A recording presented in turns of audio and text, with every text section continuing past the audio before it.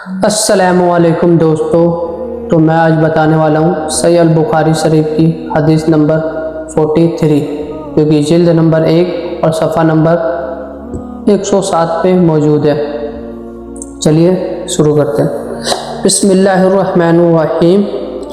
طلحہ بن عبید اللہ رضی اللہ تعالیٰ عنہ کا بیان ہے کہ نجد والوں میں سے ایک آدمی بکھرے بالوں والا رسول اللہ صلی اللہ علیہ وسلم کے پاس آیا۔ ہم اس کی آواز کی گنگناہٹ سن رہے تھے مگر یہ نہ سمجھتے تھے کہ کیا کہتا ہے، یہاں تک کہ وہ قریب آ گیا تب معلوم ہوا کہ وہ اسلام کے بارے میں پوچھ رہا ہے۔ یعنی کہ دوستو فرما رہے ہیں کہ ایک دفعہ نجد والوں کی طرف سے بکھرے بالوں والا ایک شخص آیا ہمارے نبی کے پاس اور کچھ ہمارے نبی سے سوال پوچھنے لگا، لیکن انہیں سمجھ نہیں آ رہا تھا، گنگناہٹ کی آواز آ رہی تھی مگر سمجھ نہیں پا رہے تھے کیا کہہ رہا ہے۔ تو دوستوں جب قریب آیا تب دیکھیے کیا ہوا۔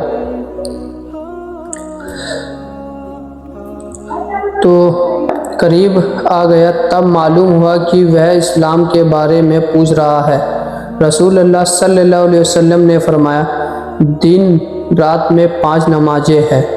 یعنی دوستو جب پاس قریب آیا تو پتہ چلا کہ وہ دین کے بارے میں پوچھ رہا ہے، تو ہمارے نبی نے فرمایا کہ دن اور رات کو ملا کر اس میں 5 نمازیں فرض ہے، 5 نمازیں ہیں۔ اس نے کہا، ان کے علاوہ بھی مجھ پر کوئی نماز فرض ہے؟ آپ نے فرمایا، نہیں، مگر یہ ہے کہ تو اپنی خوشی سے پڑھے۔ پھر رسول اللہ علیہ وسلم نے فرمایا، اور رمضان کے روزے رکھنا۔ اس نے عرض کیا، اور تو کوئی روزہ مجھ پر فرض نہیں۔ تو دوستو ہمارے نبی نے پہلے فرمایا کہ 5 وقت کی نماز تم پہ فرض ہے، لیکن اس نے بولا وہ شخص اس کے علاوہ، تو ہمارے نبی نے فرمایا نہیں، یہ 5 وقت کی فرض، لیکن آپ اپنے خوشی سے پڑھنا چاہے تو نفلی نماز پڑھ سکتے ہو۔ تو دوستو جیسے کہ ہمارے نبی نے فرما دیا، یعنی کہ 5 وقت کا نماز ایک ایمان والے اور مسلمان کے لیے ضروری ہے۔ یعنی کہ دوستو 5 ٹائم کا نماز تو پڑھنا ہی فرض ہے دوستو، کسی بھی حال میں پڑھنا ہی ہے۔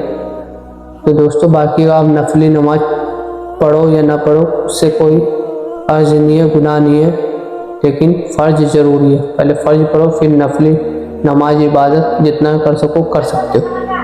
اور اس کے بعد دوستو ہمارے نبی نے فرمایا رمضان کے روزے، یعنی کہ دوستو رمضان کے روزے ہی فرض ہے، مطلب کسی بھی حال میں دوستو آپ کو 30 روزہ رکھنا ہے، لیکن دوستو روزہ معاف نہیں ہے۔ جب دوستو طبیعت خراب ہے تو اس حالات میں روزہ آپ چھوڑ سکتے ہو، اس کا نفلی روزہ رکھ سکتے ہو بعد میں، کیونکہ دوستو اس میں یہ ہے کہ وہ اس لائق نہیں ہے کہ روزہ رکھ سکے، ہمت نہیں ہے، تو اس شرط پہ معاف ہے۔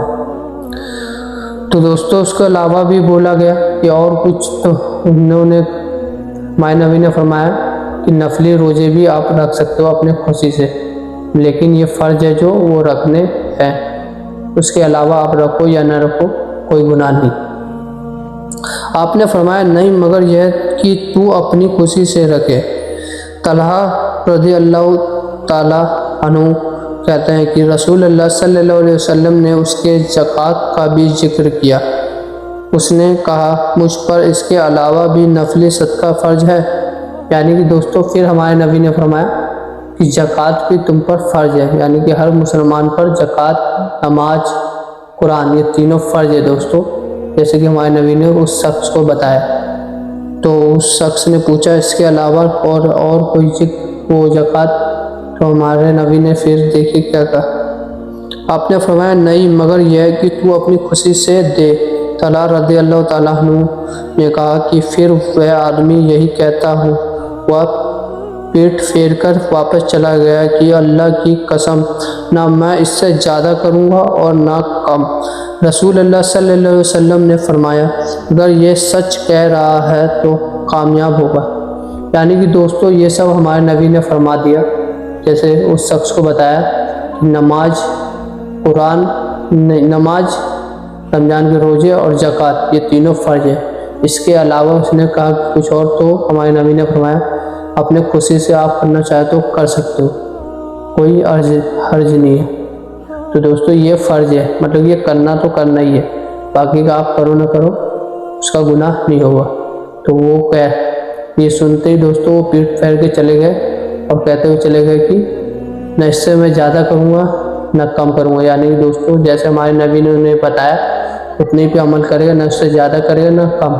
ہمارے نبی نے فرمایا بے شک یہ صحیح کہہ رہا ہے تو یہ کامیاب ہوگا آگے۔ تو دوستو اس حدیث کے فائدے سنیں۔ اس حدیث سے معلوم ہوا کہ وتر فرض نہیں ہے بلکہ نماز تہجد کا حصہ ہونے کی وجہ سے نفل ہے، کیونکہ اس حدیث میں رسول اللہ صلی اللہ علیہ وسلم نے صرف 5 نمازوں کا فرض فرمایا اور باقی کو نفل قرار دیا، یعنی کہ دوستو وتر نماز فرض نہیں ہے، کیونکہ ہمارے نبی نے فرما دیا 5 ٹائم کا ہی نماز کا بتایا جو کہ فرض، بس وتر کا کہیں ذکر نہیں آیا۔ تو اس سے پتہ چلتا ہے کہ وتر واجب ایک نفلی نماز ہے۔